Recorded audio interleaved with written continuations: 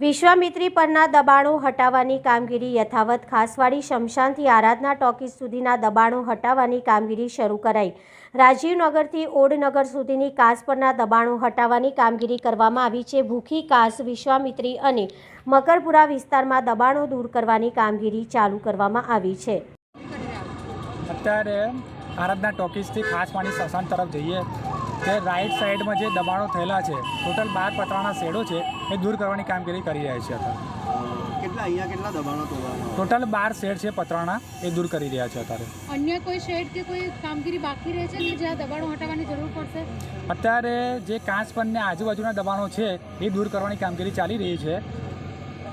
બિલકુલ। વડોદરા શહેરમાં વિશ્વામિત્રી અને અન્ય કાંસો સહિત અત્યાર સુધી ટોટલ કેટલા દબાણો દૂર થયા? અત્યારે વિશ્વામિત્રીના દબાણો દૂર કરવામાં આવેલ છે, ભૂખી કાંસના દબાણો દૂર કરવામાં આવે છે, પ્લસ મકરપુરા જીઆઈડીસી છે ત્યાં પણ દબાણો દૂર કરવાની કામગીરી ચાલી રહી છે। Mehul Solanki building inspector.